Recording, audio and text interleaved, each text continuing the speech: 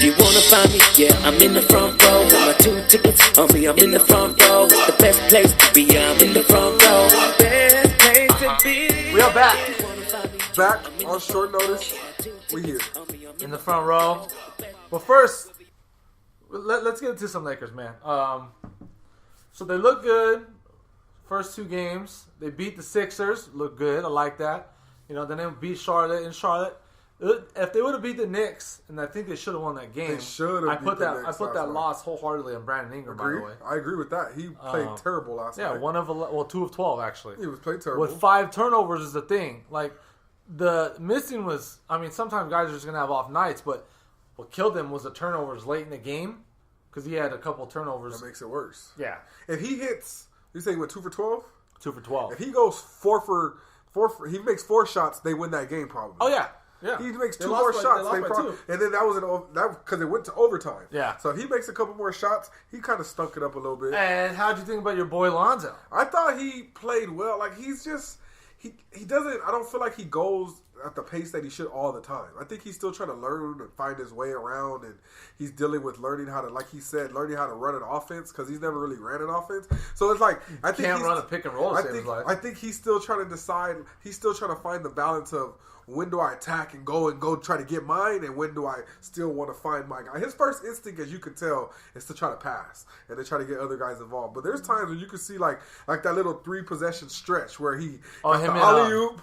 Then he hit the 3, and then he went to the lane and made the layup. Yeah, so I was like, layup. he did pretty good right and there. His dad was sure to let everybody know I'm in the house. His dad was losing it right there in the front row. Was losing it. Started trash talking with Spike Lee. Yeah. I can't even believe the great Spike Lee even gave that guy a minute. Went over there and gave him a high five. Come on, you just validated him. Because it's all fun, man. Don't take it. You're the only one taking this so seriously. So how did you see Lonzo's game? Were you happy about his game? Were you like, We talking about yesterday? Yeah. I think he played all right. I don't think he played the best I have seen him. He didn't play a terrible game either. He played all right. I'll say he played an okay game. Like, I think he could have done a little more, maybe, toward down the stretch. I think, you got to see sometimes when you see Brandon Ingram got it, tonight I need to bring it there. Yeah. I need to hit a couple extra shots. I need to be a little more aggressive because I see Brandon Ingram don't got it tonight. I think he should have tried to do that a little earlier in the game. Definitely. Well, I agree with you. You had a good game. That's undeniable. I'm not going to sit here and say you had a bad game because 17, 8, and 6. I don't know what the hell ESPN was doing trying to put Magic and Lonzo 15, 5, and 5. Like, what? 15, 5, and 5 is not even a benchmark. Magic had a triple-double. He didn't. What are we doing here? But anyway, what I saw from that game was, for me, Lonzo's not doing what he's best at, which is, in college, you got to the rack. You know, that's what he did. He drove the lane. Got to the rack. He's just not doing that. And I feel like the only reason why he scored 17 points is because he hit 3 3-pointers that he usually bricks all day long. If he doesn't hit those 3 3-pointers, then it's a normal Lonzo bad shooting night. And we'd be asking, why isn't this guy going to the hole? The only reason why he shot that the free throws last night is because the ref made a bad call on the 3 that he took. He actually didn't get fouled, but they gave him the call. If he doesn't have that call, then he shoots again. No free throws. The guy's not shooting free throws at all. But that's what he's so good when he gets to the right. Like the other night when he had 10, 8, and 8, he was getting to the hole and it looked good. All of his shots were inside. It's like, there you go. Stop shooting the 3. I already told you. I think he needs to. I don't think he's ever really had to finish in the lane against bigger, tougher, stronger guys, and he's not used to that. So I think he's still learning. If you look, he misses a lot of layups. You understand what I'm saying? He gets to the rack a lot, and he misses little bunnies around the rim. He misses so many. And the thing too, I think he's missing is like that veteran presence. Because he has Magic to go to, but Magic's not in, day out on the road, on the bus, at practice, all the time with him. And I think that's one of the things that the guys got from when Kobe was there last year. Because Larry Nance even told a story about dunking, and Larry Nance said, Kobe told me when I go to the hole, go with everything you got and dunk it as hard as you can. Because when you go through somebody and you dunk that ball down, they'll know to respect that every single time. And then from then on, they'll start getting out of your way. Like you put that message out. And that's the little nuances that he's just not getting from a veteran presence. You know, like because the veteran guard on that team is Jordan Clarkson, who's 3 years older than him. Yeah. And then it's like, and also too, a lot of the guys get that from a veteran head coach. but their head coach is still young. He's still trying to find his way out. He's not even 2 years. But I like in practice. I look like they always show the videos of practice. Lonzo's always there staying after, but a lot of times, Brian Shaw's there practicing with them. Miles Simon's there, so I like that. I think he's still good. But I still think like that. I feel like this whole organization is like still fresh and young and new, so they're all still trying to learn their way. I feel like, and I just hope even before a shot starts to fall, I hope he learns how to do a pick and roll, because I don't know if you know this, but the number one scoring player this year on the pick and roll, Julius Randle. Julius Randle's number one scoring player in the NBA this year on the pick and roll. He better get paid by the Lakers because someone's paying him. Not, if they could get 2 superstars, he's out of there. They already told him that. Who are they going to get? Well, they're going to try. You know what I'm saying? But I'm just saying, if they could get How long are you going to wait, though? Okay, so let's say someone's going to force the Lakers' hand, which is smart. Because if you want Julius Randle... Is he restricted or unrestricted? He's restricted. Okay. So then you get 3 days to match the offer. So someone's going to throw an offer at him quick. Right at him. Midnight strikes, Julius, this is such and such. Here's 4 years, 70. He's going to turn around and be like, yo, well, he's going to have to Magic. sign it. I just got... we're trying to... Sorry. They're going to LeBron and Paul George. What they're going to do is we're going to have to renounce his rights. Say, go ahead and sign with them. That's what they do sometimes. They renounce their rights, so you can go ahead and sign with them. Because that happened to, I think it was Jonathan Simmons this year with the Magic. Remember? He was a restricted free agent, and then they didn't want him after they renounced his rights, and he became like an unrestricted, and he could just sign with it. I think the Lakers would end up doing that because I don't think they're going to risk it. I think they're going to say bye. I really think Magic's going to say bye. You're going to let a guy say bye. A guy like that? Bye. That's retarded. I really think Magic has bigger plans, and I don't think he sees. If they wanted him, they could have locked him up this year before. But I don't think they expected him to do what he's doing now, because they told him no at the start, and now look what he's doing. Yeah, because right now he's undeniable. He's going to get 15, 16 million somewhere he goes, and he should because he's playing that well. I'll go to the Nets or something. I wouldn't mind seeing him in Brooklyn either. So, did you hear the comments LeBron made about Lonzo Ball? I saw that. I did see that. I like it. He preaches patience. Preaches it doesn't happen overnight. I love how he said his rookie year is similar to mine. I mean, maybe that by the attention standpoint, but as far as play, yeah, but they're different kind of players too, though. Yeah, one is really good. The other one, what is it? Hey, I like it, Chris. You said a lot of. That might be the funniest thing you ever said. I like it, Chris. No, I'm just saying. As far as, of course, he like everyone looks at his points. He doesn't score points like that, but it is what it is. We'll see. Tomorrow they play each other. First time LeBron plays against Lonzo. Maybe LeBron will give him a layup or two. Let him get going. Hey, and back to your earlier point about how you was talking about the dunking and stuff like that. Like, I've read a lot of people's like other guys that say that like they feel like there's no need for me to lay up the ball anymore. If I can dunk every time I round the rim, I need to flush it home. Why not? Because like that, like you said, you need to know there's no reason for someone to come and swat that away.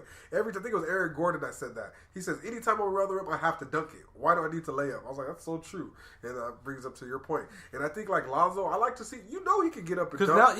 Dunk on somebody. I want to just see him just come down the hole, dunk on somebody and just bang his chest real quick. Say, scream for me one time. I want to see that. I see poor Brandon Ingram get swatted at the hole all the time trying to dunk on people. You know what he does? He goes back and tries to dunk again. Exactly. That's what you got to do. And it's like, that's what I said. It's not like you can't dunk. And it's like, he's going to have to work on that. Like I said, that's his main thing this offseason. I think finishing around, obviously his shot.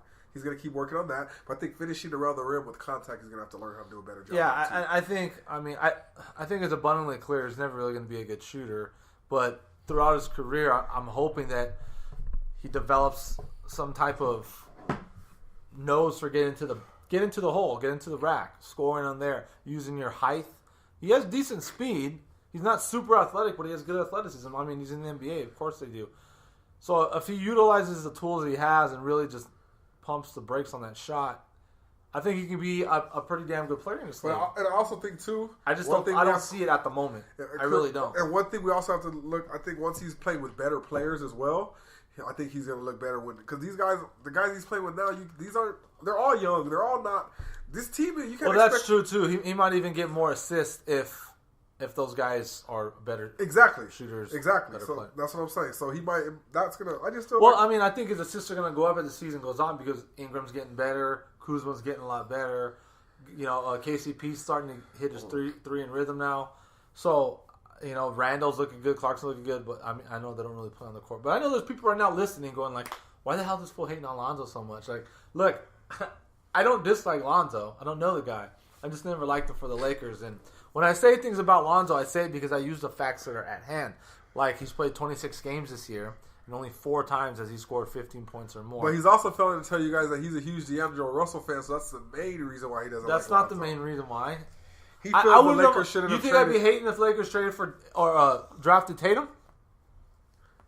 If they still traded D'Angelo Russell, I think so. Yeah. Not Tatum's freaking legit. No, well, who knows if he would?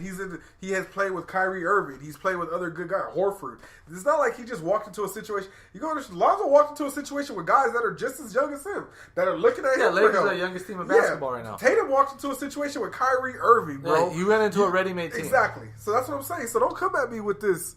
Don't come at me with this. Tatum's. I don't think it's guaranteed Tatum would have been. But Tatum's putting up points. That's why he's still in that rotation. Tatum's doing good.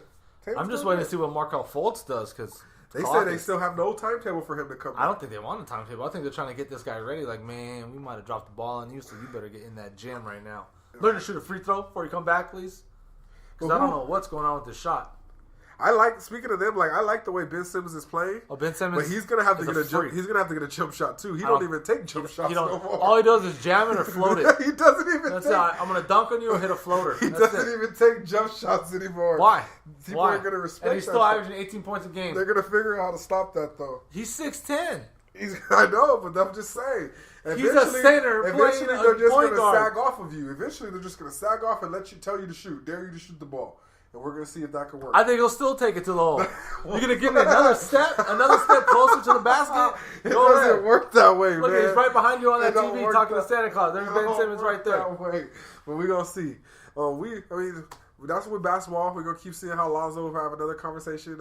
Really, all Ben Simmons needs to do is learn how to hit an elbow jumper. He can do that. Off the free throw line. If you hit those consistently, and he will, and then work it back to the 3 line in about 2 or 3 years, and we'll see. Exactly. So, and I'm hoping we're gonna switch topics right now. But my last thing on this is Paul George looks frustrated. I don't think Paul George likes it over there. I'm hoping Lakers can trade as minimal as possible and just get the dude over here ASAP.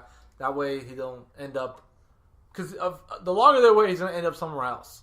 Anybody fall in love with that place? He might fall in love with. I think Cleveland's coming for him. I think they'll throw Kevin Love out there. I think OKC's going to have to take it. I think going to Cleveland will be a good thing for the Lakers because I don't think LeBron's staying there, so he definitely ain't staying in Cleveland if LeBron ain't staying. LeBron will stay. I think LeBron stays if they get Paul George. If they get Paul George, no, I don't think so. I don't think LeBron's coming to the Lakers after all. Yeah, I don't know necessarily that. And I think if he doesn't stay in Cleveland and goes to Houston, but I don't see him wanting to contend with as he's getting older in the West. Then against the Golden State Warriors 4 times a year. I think he's coming to the Lakers. I just feel it. You think so? I still think he's making his little Lonzo thing, like Lonzo, young team. He said a lot of players want to play with him. They love to play with Lonzo. He said that quote. But I think he's kind of in a way complimenting himself too. A lot of players want to play with him like they want to play with me. He keeps comparing Lonzo to himself. I just see it as this. I think that's Lonzo. I think that's LeBron putting his friend hat on. Like, hey guys. I see him looking at that team like, okay, I've already won 3 championships, maybe possibly another one this year. Who knows? I've already won these. Let me take another challenge. Let me go to LA and get these young guys up the bar because he sees those young guys are coming. He's 34, man. I think he sees Ingram coming. I think he sees. Had he be if he was 28, 29. I could probably get with you on that. But he's just going to come chill in L.A. is what he's trying to do. No, he's not trying to waste the last few years he has. We'll see. And I think that's just my opinion. I think LeBron. I think everyone thought Lonzo was going to be a lot better out the gate. And I think that they thought Lakers were going to be a lot further along. And I said out the gate, Lakers have no 3-ball shooters. And there you go. They're the worst 3-point shooting team in basketball. I said I thought Lonzo was overhyped. And I said he'd average 8 and 7. And so far in the season, he's averaging 8 and 7. So, I think the Lakers are a little bit further away than people thought they would be at this point. I can see maybe LeBron coming and maybe a couple smaller moves, maybe like a J.J. Redick, who's going to be a free agent next year. He's going to demand a lot of money. Shooter. But I'm saying if they have enough for 2 max guys, maybe split it up. Don't give 2 max guys. Would you rather J.J. Redick or Jordan Clarkson? But if J.J. Redick. Nah, I don't know about that. To be honest, if you really want to think about it, J.J. Redick. J.J. Redick's been He's having a better year. J.J. Redick's been in the playoffs. It's a different situation, though. You got to look at this. If they roll Redick's weak. He's old now, man. He's what, 31, 32? Redick is still shooting at a 40% clip, I feel like. Or close to Jordan it. Clarkson's shooting close to 40% too. And he can do other things. But it's not consistent. Ball handling, he can get to the rack, he can create for others. JJ Redick, you're just downplaying him and discrediting him. JJ Redick's a standstill 3-point shooter. JJ Redick is a good player. At we'll discuss this on. All right, let's switch gears here. You're at the Eagles Rams game on Sunday. I was there. I witnessed a great game. Rams. I know last week we talked, and I still told you I don't think the Rams are for real. I'm starting to moving more and more towards. I think they might be a little more and more for real than I have been letting on to say. They gave the Eagles a good scare. Even before the injury to Carson, the Eagles were in a battle. The Rams were coming back. It was a back and forth game. Unfortunately, like we know, the big thing happened this week. Carson Wentz got hurt, tore his ACL. Yeah. Okay, let me ask you something about that. So now that Carson Wentz is out for the year, major blow. That's freaking terrible. Eagles actually look like they had a real shot at this. Do they now have a shot? I mean, is Nick Foles good enough to carry the load the rest of the way? I'm going to answer that with a yes. Wow. I think, got the faith. But this is why I'm gonna give you the reasons why I feel this though. Okay. I'm not coming in here saying that. I'm not saying yes as the fact that I'm thinking Foles is gonna be this superstar quarterback, come out here lighting it up like Carson, throwing 4 touchdowns a game, doing this, doing that. I'm not saying that, but the Eagles don't need him to do that. I think the Eagles have a great defense. Their defense is really good right now. They've have a great defense. Yeah. I think they can lean on that. The Eagles also have a great running game. The Eagles have 4 good running backs right now, and they're one of the best running games in the league. So I think you're going to probably see them run the ball a little more. So I think that's a good thing. And then the last factor I think mainly is they're in the NFC. NFC doesn't have anyone this year. Who's here? I mean, Aaron Rodgers is coming back, but his team might not be enough for them to even make the playoffs. You see, Zeke's coming back in 2 weeks, but that might not be enough for the Cowboys to make the playoffs. It looked like the perfect storm. I mean, with Wentz being healthy, it was like the perfect storm. Like, this is it. This is their year. Like, there's no other. Like, I still think, like, when I look at the other teams that are going to make the playoffs, I don't fear them. You think about the Vikings. They're back. They're with their backup quarterback. Yeah. So I would like my chances against them. And then you look at, I think it's the Saints are leading their division. I'm not really, we all know the Saints defense, you got to show me more. Like, I don't know. I'm not convinced. The Saints have been terrible the last couple of years. That'd be okay. So I'm not really scared of those teams. Like, teams like that. The Panthers, they're iffy. Cam Newton might be good one day, might be bad tomorrow. What is with him? So we don't know what we're going to get with them. So I'm not scared about teams like that. So that's why I think because they're in the NFC, I don't think it's going to be. And then the West, the Rams, they just beat the Rams. I still not 100% sold on the Rams. I think they can still beat the Rams, especially if they were to play the Rams. It seems like the Eagles might get home field. So any team they play, that's another reason. It's probably going to be in Philadelphia. Like, I think if they win this week, they clinch home field through the whole NFC playoffs. Yeah. So then another reason is if they clinch that means that they get a bye in the first round. So all these factors I'm saying makes it easier is what I'm saying. Like, these are all the reasons why I think, like, if they have a bye in the first round, now all you need to do is win 2 games to get to the Super Bowl. And those 2 games could possibly be at home. So, I mean, who wouldn't like their chances at a home playoff game? You know what I mean? So that's one of the reasons I think the Eagles still have a chance with Nick Foles.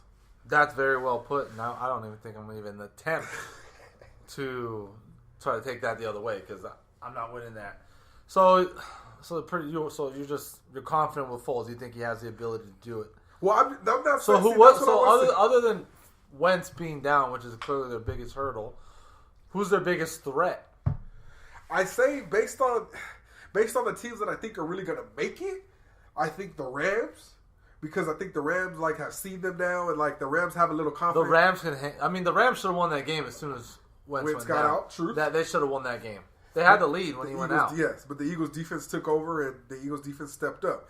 But I see what really would scare me, but I don't, like I just mentioned, I don't think they're gonna make it. If Aaron Rodgers and the Packers got in the playoffs, Aaron Rodgers is still Aaron Rodgers.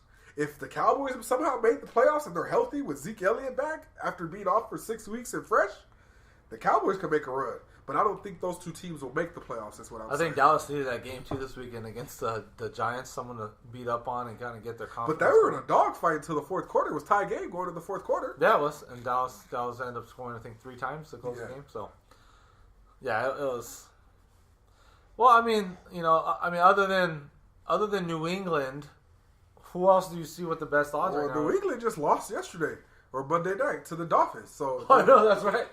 So the NFL is so upside down, wide open right now. It always is, though. Really, it always is. I actually think Pittsburgh looks like the best team in the AFC. Right. Pittsburgh, and they play each other. So this week will be a good showdown. Like last week, the NFC had their big showdown, Eagles-Rams. This week is going to be the big showdown, Patriots-Steelers. They play this Sunday. I think they'll show up. I don't think they showed up for the Dolphins. They're probably like, And, anyone who knows football, when the Patriots have a bad game like that, they don't have 2 games in a row like that. The Patriots don't play bad. Especially when they're coming up, they know the Steelers are coming up. And they had, that's what, did the press conference, they asked the coach, do you think there was any look ahead by your team? And he didn't like that at all. He hates to hear stuff like that. He wouldn't even answer. Bill Belichick I don't like that guy. The way he deals with the media is not cool. Like, they're just he's like a worse version of Popovich. Yeah. This Popovich will giggle at the end like, I'm just busting your balls. I think Belichick means it. He's dead serious. Yeah. No, yeah. I mean, but when you got 5 chips, I guess you can do whatever you want, right? That's what they say, right? All right, so switching gears here. The Dodgers had a very, very rough weekend, to say the least. Not only did they obviously lose out on Shohei Ohtani, which might end up being a blessing, looking like he has that has some elbow damage. Ulnar collateral damage. UCL. Yeah, I don't care what they say. Anytime that's brought up in any form, that leads to one thing: Tommy John.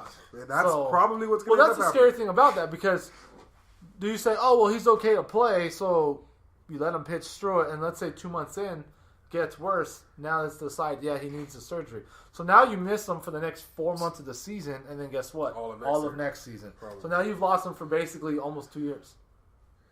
So now by the time he comes back, he's 25. If you just say, you know what, he has a little bit of damage now, let's just get this out of the way now before he starts. Well, they gave him a PRP injection. I know, the blood spinning stuff. Yeah. So they said that they're hoping that... I mean, they did it with Tanaka, and Tanaka didn't end up... you're right. Tanaka had a partially torn ligament and never had to end up having it. So maybe they're hoping with that, the precedent was set. They're hoping that is going to be done. So, but speaking of Tanaka and Yankees and blah, blah, blah, they landed the big fish, literally. Oh, my God. Giancarlo Stanton.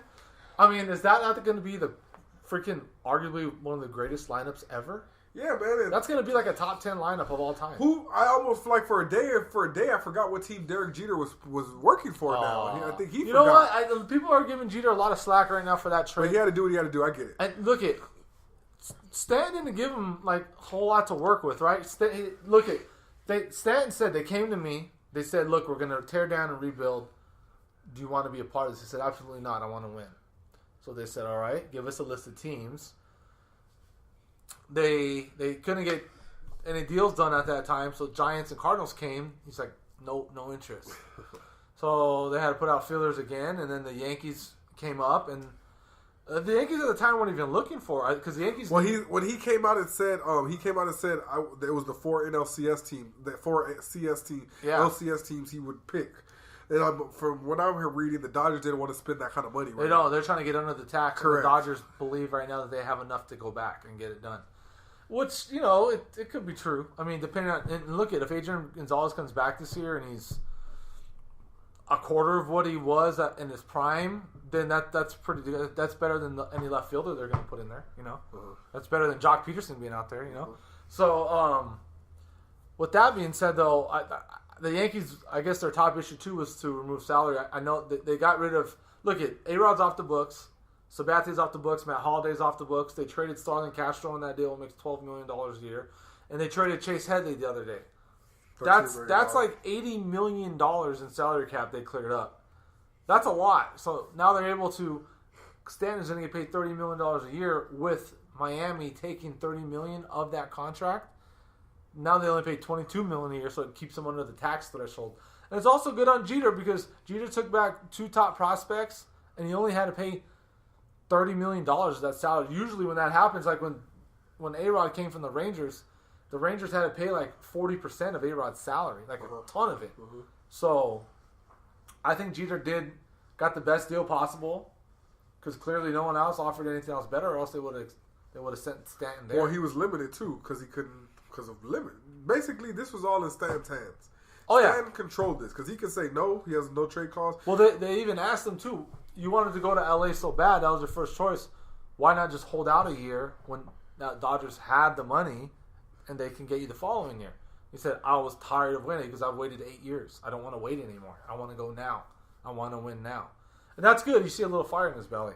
And it's just going to be a freak show to see him bat behind Aaron Judge. I just can't believe that. Like, when I see that, I was just like, that's amazing. Those two, the whole red leading off is Brett Gardner, then Aaron Judge, Giancarlo Stanton, Sanchez, Bird. Oh, yeah, they forgot. They had Didi Gregorius in there, too. It's going to be ridiculous. They're going to bring up Gleyber Torres, their hot shot prospect coming up. Who's supposed to be the next A-Rod. Well, they better get some pitching because CC, they can't rely on CC to do that again. CC and they lost Michael Pineda today. Correct. I see them sign with he signed with someone else. Minnesota, yeah. But you can't expect CC to do what he did again last year. Well, I mean, you could because he's a finesse guy, but it looks like the Angels are going to gear up and offer him like $20 million, and the Yankees said they wouldn't offer him more than a 1-year contract, like worth $8 or $10 million. They're hoping the fact that his family lives in New York and wants to stay in New York, that's going to help kind of finesse the deal for them. But I mean, if Sabathia wants his cash, he's going to go get his cash, right? Uh-huh. You know. So, do you play for 10 or 20? I play for 20. And the Yankees are afraid because he's 37. He has knee issues now. The knee issues kept him out last year for a little bit of time. So, he pitches better when he's fat, huh? Well, yeah. But being fat isn't good for your knees. That's why he lost the weight, and everyone thought, oh, that's why he can't pitch anymore. But he couldn't pitch because he just started to lose velocity on his fastball. But he even said, like, I can't throw 98 forever. I wish I could. Because it's just not in it for me anymore. So now he tops out like at 90 now. But I just think it's funny, though, because it was like he was good when he was a big dude, and then he lost all that weight, and he was terrible when he lost. And now he's kind of I think it was a mixture of him losing the weight, but him realizing he doesn't have that fastball anymore. And he had to learn how to repitch again. Like, he had to learn. For sure. Because he used to be able to just, here's 98, and here's a dirty slider. Then it was like, here's 91, and here's my dirty slider. But that 91 gets hit 450 feet every time he throws it. So, I think it was just a big adjustment he had to make. And being with that, he had to learn how to pitch again. So you have to actually be a pitcher in those situations. You have to learn how to actually definitely. pitch. So, to close out the show, I don't know if you watched any boxing, but Vasily Lomachenko is an absolute monster. Absolute monster. 1.7 million people. What's his name? 1.7 million people watched this fight. Lomachenko. Yeah. I was thoroughly disappointed in my boy Rigondeaux. I thought Rigondeaux was going to come out and stand there and fight with him. Because I've seen Rigondeaux. Exactly. He's a great fighter. I've seen Rigondeaux fight before. And when they announced that, I said, that's going to be a great fight. Yeah. I was at the bar, and it was on ESPN. So I was like, by the third round was over, I'm like, they're going to call this fight. I was like, put this fight on. It was at the bar. I'm talking to ESPN, put the fight on. And I'm telling everybody, like, this is a good fight. You guys are missing. This is a pay-per-view caliber fight. Well, it was supposed to be a pay-per-view caliber fight. And then when old boy says, nope, sitting there shaking his head, nope, cut my gloves off, nope. I'm like, wait a minute. And I knew. That's the fourth guy in a row that's quit. I knew. And I said, there ain't nothing wrong with his hand. And then they say x-rays negative.